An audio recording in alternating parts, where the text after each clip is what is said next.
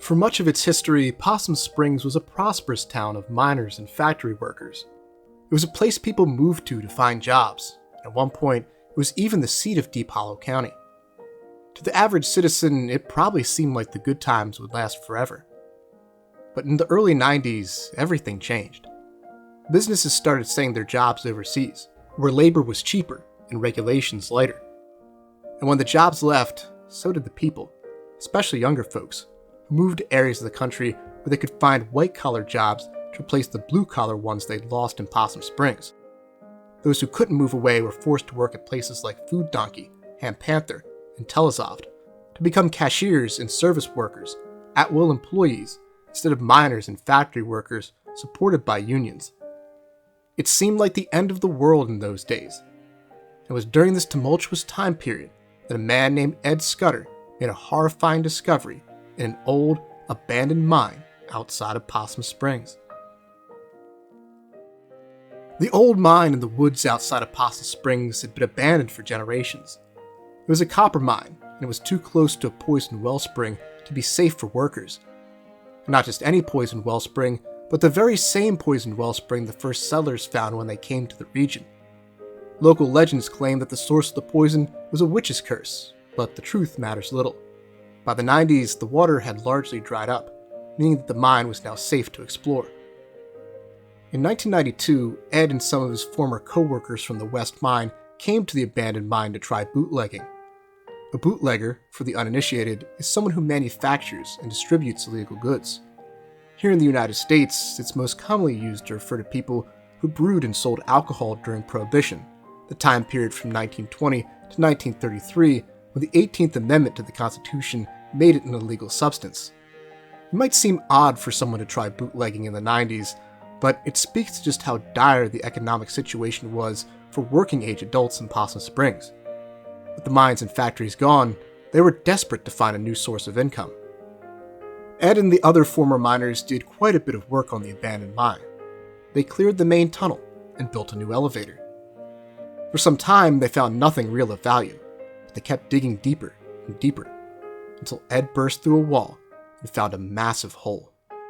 A hole at the center of everything. As Ed was marveling at his discovery, another one of the miners, Jim Dorney, fell into the hole, and he never hit bottom. Ed called out to him, and though Ed didn't respond, something else did. The thing that responded to Ed Scutter was the Black Goat. An eldritch entity that resided in the bottomless hole. The Black Goat sang to Ed, offering him a deal.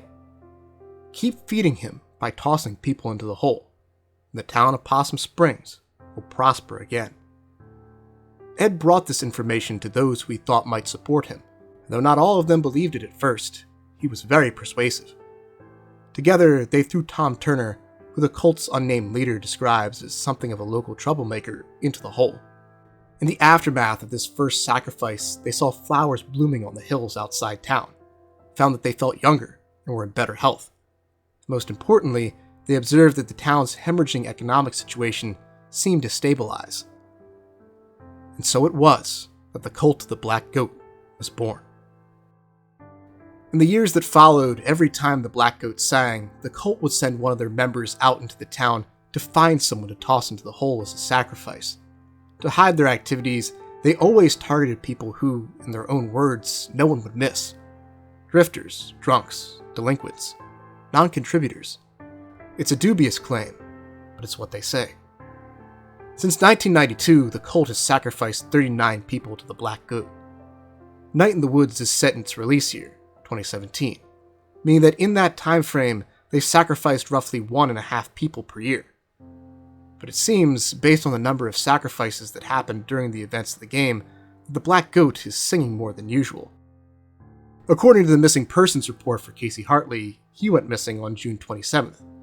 Whoever the severed arm belonged to was sacrificed on roughly October 23rd, the night May returned home from college. And on Halloween night, they sacrificed the Harfest kid.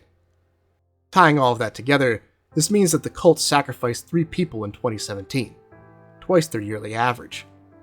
The only logical conclusion here is that the Black Goat is singing with greater frequency. Why it's doing this or what this means is unclear. There's no doubt that it sings more during the game than it usually does.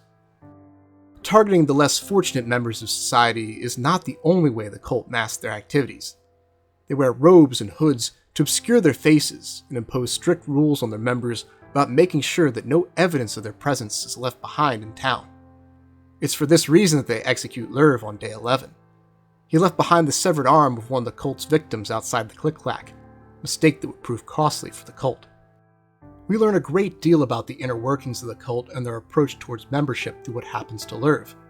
Not only is it made clear that they respond quickly to errors and insubordination, but they seem to operate with an old-school gangster mentality. When Lerv mentions his wife and kids while he's begging for his life, they tell him not to worry about them, saying that they'll take care of them and ensure that they won't want for anything. This is exactly the sort of logic you'd hear in a mobster movie. They know their actions won't be without consequence, so they plan on making up for them with gifts and money for Lerv's family. What the cult told Lerv's wife about his death is an interesting question. I doubt that she knew what he was up to, so I'm sure they came up with an excuse to hide the truth from her. The same is true about what they told the police, though I think it's likely that there are police officers in the cult. If you'd like to hear more about that, I'd recommend checking out this video from 2 years ago. One other thing I'd like to note about this scene is that the cult leader says that Lerv has been on the other end of this before, meaning that this isn't the first time a cultist has made a catastrophic error while rounding up a victim for sacrifice. I'd be curious to know just how often mistakes like this have been made. If they are commonplace and the cult always covers for them by killing off their own members, it might explain why Aunt Molly has some suspicions about the town harboring a dark secret, and why she warns May to be careful throughout the game. The severed arm might not have been the first disembodied limb she found in the streets of Possum Springs. For some of the cult members, worshipping the Black Goat means more than just routine sacrifices and the benefits of good health and stability for the town. Some of them are blessed with the glimmer. The glimmer is a gift that the Black Goat bestows upon those it takes a liking to.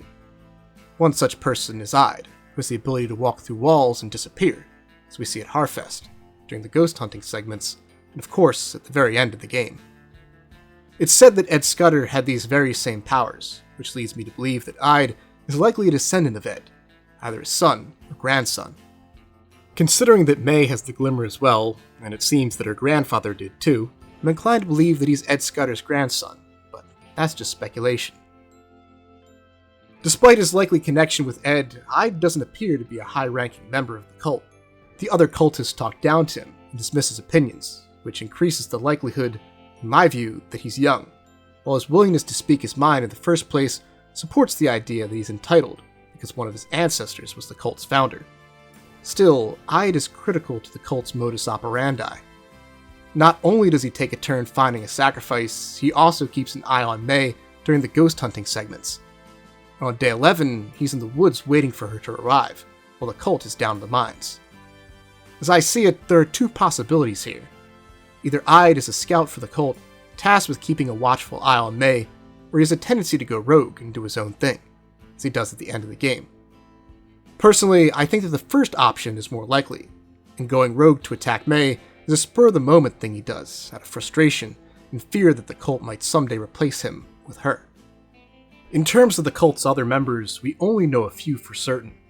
We know Lerv, of course, and before he's executed, he calls out to 3 cultists, Dave, Rick, and Benny, pleading with them for help. It's possible that Rick was originally intended to be Rick Wreckage, a cut character who would have served as something of a dark mirror for May. He would have played in a band that performed at Miller's Bar for free beer, and mocked her for her age and failure to adjust to societal expectations. With that having been said, he was cut from the game for a reason, so we can't say for sure that the Rick in this scene is the same person. However, what we can say for sure is that one of the cultists is very familiar with May. When May gasps from up on the hill during the execution scene, one of the members, possibly Rick, identifies her voice and calls out to her by name. How this member knows May so well is one of the most intriguing questions we still have about Night in the Woods. In the darkness, this member wouldn't have been able to get a clear view of her, meaning that he's able to tell that it's May based on her voice alone. That suggests a high level of familiarity. This is someone who knows May personally. If you ask me, I think it might be Mr. Twigmeyer, and if you'd like to hear more about my thoughts on that, then you should check out this video for my theory series. Despite the cult's vile work, the economic health of Possum Springs isn't truly improving. While May was away at college, the food donkey closed down, and within a few days of her return, Possibilities, a popular family business, shuts its doors for good. The only true evidence the cult has that the Black Goat is actually improving their lives and the state of the town is that they feel younger, that they saw some flowers blooming after one of their sacrifices. These are, in my view, nothing more than placebos. They want to believe that they're doing the right thing, and thus, they're openly accepting any evidence that supports their viewpoint, no matter how speculative or coincidental it might be. But fortunately for the people of Possum Springs, the mistakes of two of their members, Lerv and Ide, would bring about the downfall of the cult. When Lerv leaves the severed arm outside of the Click-Clack, it clues May and her counterparts into the reality that there's a dark secret lurking somewhere in town.